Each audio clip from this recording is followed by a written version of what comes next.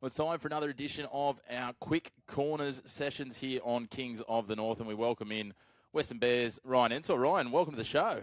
Thank you. Thanks heaps for having me. Oh, well, thank you for jumping on, mate. Let's talk about it. You made the big move, literally in distance, when you talk about the size of our competition from the Magic up to Western this year. How are you settling in? Yeah, I'm absolutely loving it. I think when making a decision on the club, I was thinking about who I'd like to spend a lot of my week with, and I think I've made the right decision. I love all the boys there, love the facilities, love everything that we've got going on. Well, nicely timed too. Just all redone up there at Western. It's looking very sharp up there at Western Workers Park. Mate, it is incredible. Seriously, like just even the little things. I don't know. Like leave my boots at the ground all the time in the locker there. Our facilities are so good. I think yeah, in park footy a bit you get some a range of different facilities, but yeah, we've got one of the best. Probably even including coming from youth Jets teams and things like that. Surpasses that as well. So yeah, pretty fortunate. On that, obviously a couple of bumps in recent weeks. Last round's one might have hurt a little bit extra for you going down to your former club, Broadmeadow. How was that? Was there a bit of banter in the lead up from some of the boys and after? Oh, tons. Well, yeah, a bit. Look, I live with buddy Jared Baker as well, and I've basically passed him a ball for them to score the winner as well. So that's helped. Um, it's no, like I said to some other people, I'm not a Newcastle local by any means, and I was at that club for 8 years, so some of those boys are my absolute best mates. But it was honestly a ripper game, to be honest. It was end to end. There was a lot of chances. Yeah, but it bloody stung at the end to lose.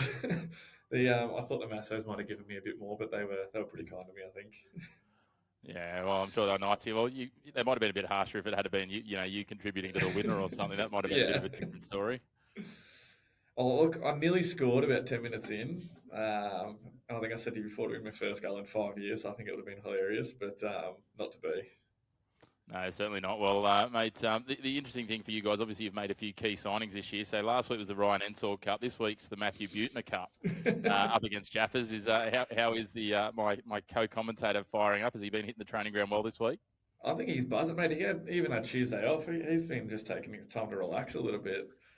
I mean, coming back from a year off, incredible. Well, a bit less than a year, but incredible return. But he's been relaxing this week, and I think he is inwardly very, very, very excited to play this weekend. I bet he is going to be an absolute cracker, that one down there at Arthur Eden on Saturday. It's a big round. We're talking about it off air. This competition this year, like, if you talk about certain teams, and we won't name teams because I don't want to have targets on you or anything else, but talk about certain teams, and it's hard to actually, you might think a team's in really good form, and then you look and they're sitting, ninth or 10th. You might think another team's in some average form, and they're sitting, 3 or 4 points out of the top four. Like, it feels like there's some real jostling for position. There's been some interesting results in the last couple of weeks, and realistically, it's the old pun, the old line. If you're off on a day, you can be rolled by anyone. I mean, Valentine was sitting bottom of the ladder, and they knocked off Jaffers last week.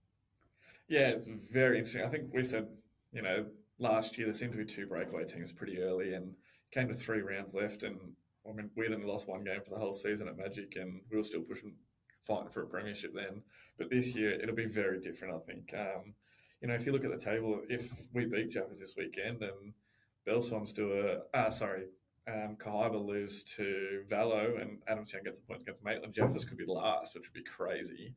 And then you look at someone like Maitland who didn't kick off for the greatest, they win this weekend and they could be second. So it's so much change, and it's really good for the league because I know traditionally there's been games that you rock up on a Saturday and you're very, very, very confident you're going to win them. But this year, I don't think there is any of those games this week, especially playing away from home. I mean, we've actually lost two at home this year, but I think going at different grounds at the moment, there's a pretty big difference between someone like a Magic or a Western ground that's nice and big compared to maybe a Jaffers ground that's pretty small, even an Adamstown ground that's pretty small. So I think that's playing a big part in it this year as well. On that, you talk about playing on the road. You've now got 3 away games on the trot. You've got Lambton, Kahiba, Adamstown. As you said, in previous years, teams maybe like Kahiba or Adamstown, Kahiba being the newly promoted side, Adamstown at the bottom of the ladder, you might be looking at those as winnable games, but that's a tough run, and culminating with that traditional Anzac clash as well, which will be matched around on Northern New South Wales YouTube. Yeah, speaking of some of those Magic boys, I think they were a little bit shocked about how well Adamstown played in that game, especially that new young import that scored a fantastic goal against Magic as well. They look a really good team, to be honest. We bottom of the table.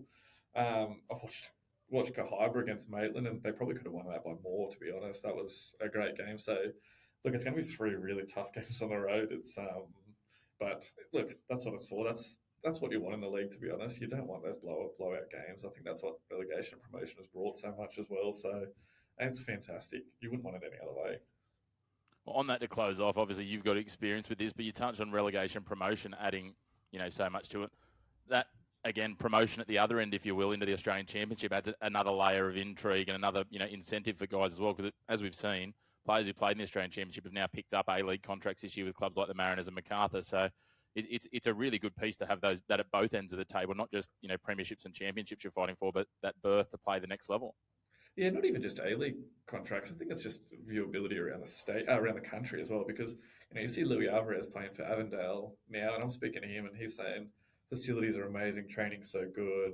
At the age of, I think he's 22, 23, what a fantastic opportunity to move to Melbourne and play for a fantastic club, and earn some good coin too, and change a lifestyle. So it's bridging the gap, but it's also just giving opportunity to travel around the country and play footy, and what better experience than doing that?